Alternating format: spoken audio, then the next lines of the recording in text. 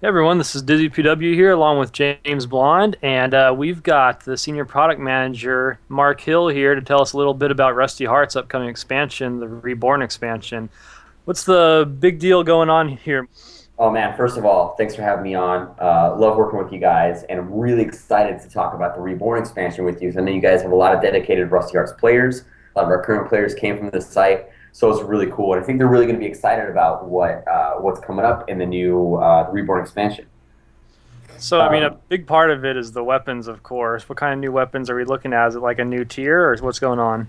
Right. So as you know, currently in the game, each character can have one of two different weapon sets, or we call them weapon focuses. With the expansion, one of the main things that we're opening up is a third new weapon focus for each one. For example, Angela, currently she has the magic sword or the scythe. Now she's going to have a glaive weapon, which is like this big, long, bladed weapon. It's a similar style for her, like kind of a little more slow, like a little slower than the other ones, but still deals a lot of damage, a lot of range. Really, really cool. Franz is going to have twin swords, which opens up his range a lot, makes him a lot faster.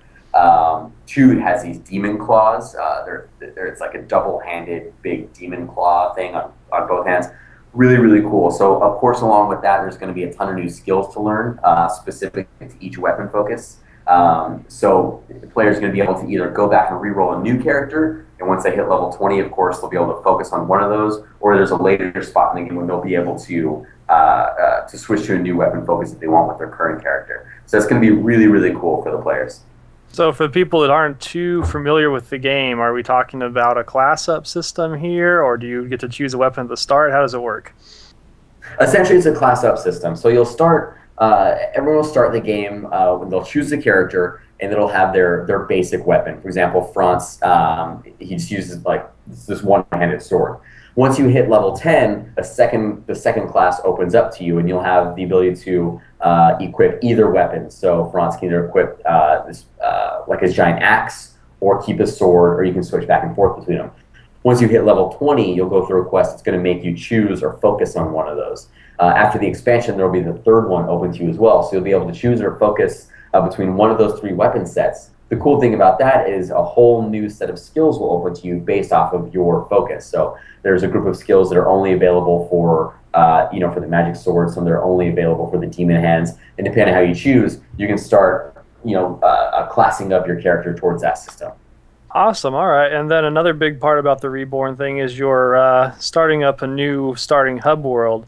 Is this going to tie into the story somehow? Does this mean you have a new intro going on? What's the scoop? That's exactly what it means. The coolest thing about that in terms of the story in the intro is that we've introduced these other characters, for example, Layla and Melee and Roselle, but they haven't really been part of the story yet. This new starting hub world will integrate them into the story. So originally, this new hub world was only going to be for the premium characters, which people would have to pay for, but we didn't want to block people out from it because it's really cool. So we're actually going to make one of the premium characters free. The Edgar character, who's the newest character in the game, we're going to make him free for everybody.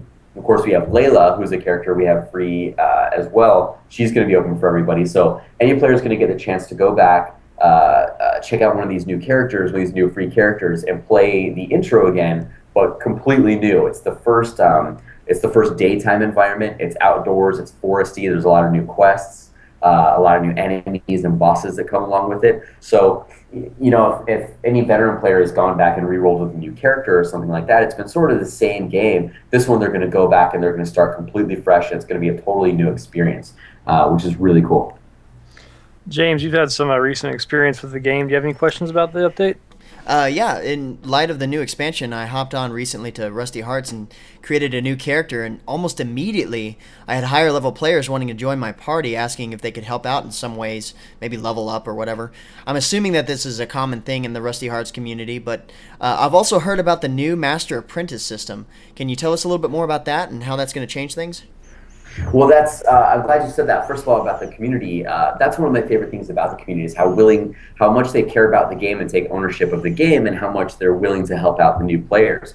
So to support that, and to also go along with another new feature we have, which is the party gauge system. We're going to give veteran players the chance to take new players under their wing to sign up as their master and apprentice, and they'll help them level up, and they'll quest with them, they'll dungeon with them, provide them any info that they need to help them out. And then as the new player levels up, they're both going to earn rewards. Now, about the Master and Apprentice system, that's one thing that's kind of still being tested. It was a bit of a late addition to the expansion, so there's a chance that it may not be available on the 24th when the expansion is live, but it will be very soon after that. Just that expectation. So I mentioned also a minute ago about the party gauge system. We've always wanted Rusty Hearts to be a very party-heavy game. And all the dungeons you can party up with up to 4 people. There's raid dungeons you can do 8 people together. But a lot of players didn't really see the point of it because they could solo dungeons and they'd have to share loot and everything like that. But now they're not going to have to because what we've done is we've created this this party gauge system where if you finish a dungeon with a party, you'll see this little gauge and it'll fill up with each dungeon. Now, when it fills up all the way, you'll get access to like a new secret area of the dungeon with a bunch of new secret enemies. Once you kill all them, their drops are going to be some of the some of the best crafting materials that you're going to need in the game to craft the epic level weapons and gear and everything like that. So, along with that, we've optimized drop rates. We've increased a lot of drop rates for some of the rare valuable items and weapons and gear. So players aren't going to feel like they're going to have to share too much, which is dissuading them from partying. They're actually going to want to party because they're going to get a lot of bonuses from it. One more thing on top of that is we've added a new party challenge system. So if you go into a dungeon with a party, you'll be presented with a screen before you start. It's going to have a list of challenges. Each challenge will cost a certain amount of gold to take on, but if you complete it, you're going to get some really sweet rewards out of it at the end if you complete that challenge. So a lot of new stuff to really incentivize party play in the new expansion. So it sounds like you're basically going to finally be able to design some dungeons around the philosophy that you're going to have a full party taking it on every time. Does that open up some new puzzles, some new challenges? That's the plan. Yes, with our next content update after this, after the major expansion, we'll be introducing some more new dungeons. And as you know, as I'm sure anyone who's already played the game has seen, is that as you progress through the game, the dungeons get much bigger, much trickier. There's the puzzle types of dynamics that you talked about. So we're definitely going to be adding more of that. So we'll be announcing more how that's going to integrate into the party system when it gets closer. Nice. I mean, more options is always a good thing, right? Yeah, more free options. I mean, totally. And you mentioned new characters. That we do have plans for brand new characters, and shortly after the expansion, we'll be talking more about that. Very nice. And another thing similar to new characters, it sounds like you have a pet system coming out. Tell me about that. Is it going to be PvE only? Are you going to have more horror-themed pets as opposed to the cute pets most MMOs have, or what's your plans? Well, they are PvE only for now. But the cool thing about it is that the pets that we're introducing are going to actually serve a purpose. Our previous pets, they were either for cosmetic purposes only, like the mini boss pets will just follow you around. We have Momo, the little chicken pet, and he'll increase your inventory. But these ones will actually fight for you and buff you and heal you and things like that while you're in dungeons, which is going to be really helpful in the later dungeons. What they'll also do is they'll increase your combos, your style points. So if they're hitting on some enemies and you're juggling some other enemies at the same time, it'll extend your combos, which will increase your style points at the end for greater EXP bonuses. So we have a group of new pets that'll be coming out. They won't all be available right when the expansion launches, but the new system will be ready, and we'll be releasing the new pets as in the coming weeks. Nice. And then, I mean, we're almost going overtime, but I just had one last question for you about this. It seems like the new expansion is going to have some focus on better PvP systems, a ladder system, a place where you can go to and train and practice your combos. Can you tell us what all you're going to be featuring?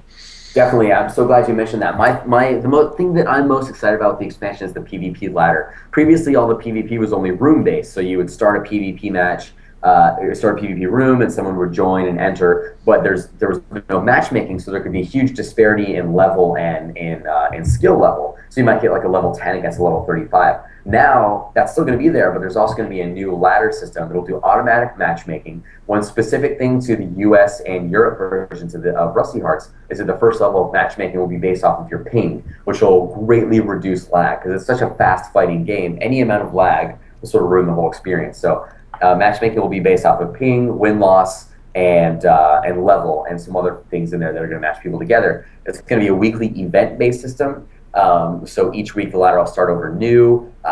There'll be new winners. The highest level people are going to get items, prizes, and things like that. A lot of really cool new stuff on the sort of esports level, the PvP ladder. In addition to that, you mentioned the training rooms. This is strictly based off player feedback. Is we're giving players a place where they can go without consequence and without being attacked, a place to set up all their combos and all their skills however they want. So one of the big bosses, for example, will spawn and it'll just kind of stand there and give you the chance to set up your combos, to practice them, and be able to set your character up in the most efficient way possible. Previously, there was no way to do that. You either have to go into a dungeon or into PvP and figure it out on the fly, but now you're going to be able to really practice and set your character up however you like and take the time to do it, which that was something the community was demanding for a while, and I'm glad to be able to give it to them. I mean, this sounds like a pretty complete package coming out together. James, do you have any more questions for him? Well, I think you covered the questions that I had. I'm excited about the new starting hub world and the weapon and skill changes. Looks like I'll be spending a lot of time in the training dungeon. But thanks for your time with us today. Definitely.